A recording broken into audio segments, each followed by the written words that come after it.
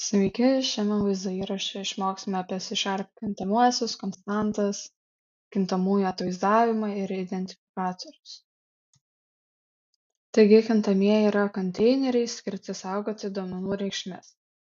C# kalboje yra skirtingų tipų kintamųjų, pavyzdžiui, N tipo saugo sveikus skaičius, double saugo sunkiojo kablelio skaičius, char saugo vieną simbolį, string saugo tekstą, bool saugo reikšmes su dviem būsenom, tokiom kaip true ir false.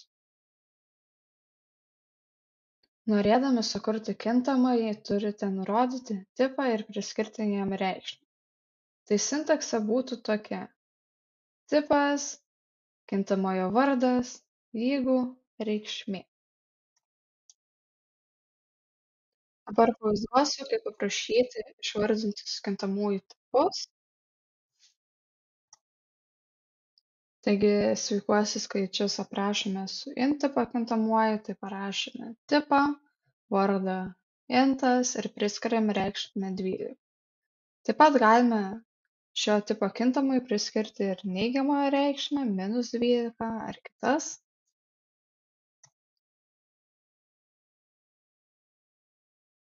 Toliau būtų double, parašome vardą, priskiriame reikšmę su kableliu, nes šis tipas, kaip minėjau, saugo sunkiojo kablelio skaičius.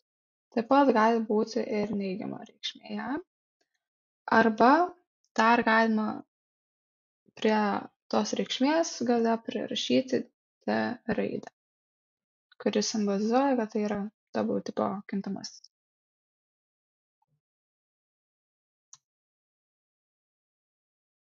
Toliau aprašome char tipo kintamąjį, priskiriame jam vardą, reikšmę.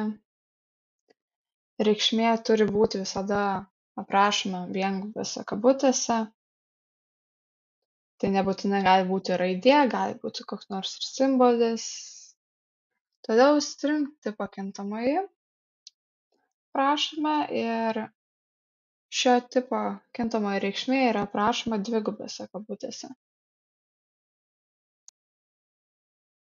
Toliau sukuriu bool tipo kintamąjį ir priskirsiu ją reikšmę true, taip pat kitam priskirsiu false ir šis tipas daugiau reikšmių neturės, tik true. Jeigu norime atvaizduoti kintamuosius konsolės lange, galime taip pat naudoti tą patį WriteLine metodą. Jeigu norime sujungti tekstą ir kintamąjį, galime naudoti sudėties simbolį. Taigi, panaudojus console WriteLine metodą, atspausdinsiu visų aprašytų kintamųjų reikšmes į konsolės langą. Taigi matome reikšmes tokias, kokias ir turėtų būti. Jeigu nenorite, jog esama kintamojo reikšmė būtų perrašyta, tuomet galima naudoti raktinį žodį const. Tai reiškia, kad tas kintamasis bus konstanta ir jo reikšmės nebus galima pakeisti. Tai pavyzdžiui, matematikoje konstantos yra pi 3,14, fizikai yra gravitacijos pagreitis 9,8 ir jos niekada nekinta. Tai čia taip pat galima tai padaryti, naudojant C# programavimo kalbą. Dabar parodysiu, kaip kintamąją reikšmę išvesti konsolę su tam tikru tekstu. Tai visų pirma naudosim WriteLine metodą. Dvigubose kabutėse apsirašysime tekstą, kurį norėtume išvesti kartu su kintamojo reikšme. Ir tada paleidus programą visą tai pamatysime konsolės lange. Taip pat sudėties simbolį galime naudoti, kuomet norim pridėti vieną kintamąjį prie kito. Taigi sudėjau dviejų kintamųjų reikšmes, tai tekstas ir tekstas 2. Taip pat jį vėliau atspausdinsiu konsolės lange. Ir dabar sudėsiu intas reikšmę ir intas 2 reikšmę. Ir jas taip pat tą reikšmę gautą atspausdinsiu konsolės lange. Paleidus programą matysime, jog tarp intas ir intas 2 bus atlikta sudėtis, tai yra sudėti du šie skaičiai, o tarp tekstas ir tekstas 2 sudėtis pasireiškia taip, jog labas pasauli ir sveikas programuotojas bus spausdintas vienoje eilutėje. Norėdami deklaruoti daugiau nei vieną tokio paties tipo kintamąjį, galime naudoti kablelis atskirtą sąrašą. Tai pavyzdžiui, rašome int a lygu 5 kablelis b lygu 6. Dabar ekrane atspausdinsiu šių kintamųjų sudėtį ir atskirai dar kiekvieną skaičių a ir b. Tai turėtume gauti 6, 5 ir 11. Taip pat galite priskirti tą pačią reikšmę keliems kintamiesiems vienoje eilutėje. Pavyzdžiui, pasirašome int qwc per kablelį ir tada q lygu w lygu c ir priskiriame tam tikrą reikšmę. Sveikąją.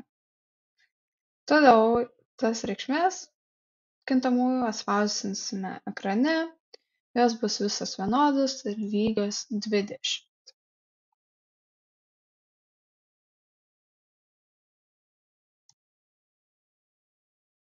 Dabar norėčiau pakalbėti apie C# identifikatorius. Visi C# kintamieji turi būti identifikuoti unikaliais pavadinimais. Šie unikalūs pavadinimai yra vadinami identifikatoriais. Jais gali būti trumpi pavadinimai tokie kaip A, B, C, X, Y arba labiau apibūdinantys pavadinimai amžius, ūgis, suma, spalva, tūris ir panašiai. Bendrosios kintamųjų pavadinimų taisyklės yra tokios. Varduose gali būti raidžių, skaitmenų ir apatinis brūkšnys. Vardai turi prasidėti raide arba pabraukimu. Vardai turi prasidėti mažosiomis raidėmis ir juose negali būti tarpų. Varduose skiriamos didžiosios ir mažosios raidės ir rezervuoti žodžiai, pavyzdžiui, raktiniai žodžiai double, char, int, const negali būti naudojami kaip pavadinimai. Taigi parodysiu kelis pavyzdžius, kaip galima būtų aprašyti vardus. Taigi pirmas prasidėtų mažąja raide mano apatinis brūkšnys vardas. Kitas būtų mano pirmas vardas, mano vienas vardas.